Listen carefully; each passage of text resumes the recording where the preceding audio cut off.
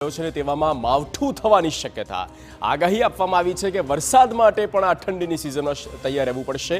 Graphics through આપણે બતાવવાનો પ્રયત્ન કરીએ ગુજરાતનો નકશો અને વરસાદનું યલો એલર્ટ જે આપવામાં આવ્યું છે 26 ડિસેમ્બરે 26મી તારીખે ક્રિસમસના બીજા દિવસે આ જે રેડ ઝોન છે આખો એટલે કે સૌરાષ્ટ્ર મધ્ય ગુજરાત અને સાઉથ ગુજરાત ત્યાં જે છે ત્યાં રેડ એલર્ટ છે અને યલો એલર્ટની જ્યારે વાત કરીએ 26 ડિસેમ્બરે યલો એલર્ટ આપવામાં આવ્યું છે।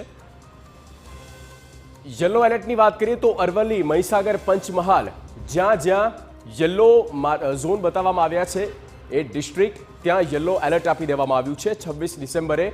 ત્યારબાદ દાહોદ છોટાઉદેપુર અને નર્મદા જિલ્લામાં પણ ભારે વરસાદ થઈ શકે છે। યલો એલર્ટ એ જ સૂચવે છે ભારે વરસાદ। અને ત્યાર પછી સાઉથ ગુજરાતની વાત કરીએ તો તાપી ડાંગ નવસારી આ તાપી ડાંગ નવસારી ત્યાં પણ ભારે વરસાદ થઈ શકે છે એટલે કે સાઉથ ગુજરાતમાં ખાસ તો 26 ડિસેમ્બરે ભારે વરસાદની આગાહી આપવામાં આવી છે।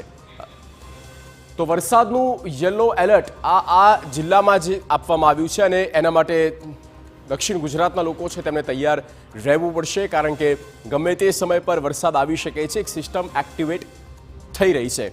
ત્યારબાદ વાત કરીએ 27 ડિસેમ્બરની બીજા દિવસે ઉત્તર ગુજરાતને પણ ગમરોડી શકે ત્યાં યલો એલર્ટ આપવામાં આવ્યું છે। તેમાં કચ્છ ઉપરાંત બનાસકાંઠા અને સાબરકાંઠા અરવલ્લી મહીસાગર પંચમહાલમાં 27મી તારીખે જે છે તે યલો એલર્ટ એટલે કે ભારે વરસાદ પડી શકે છે।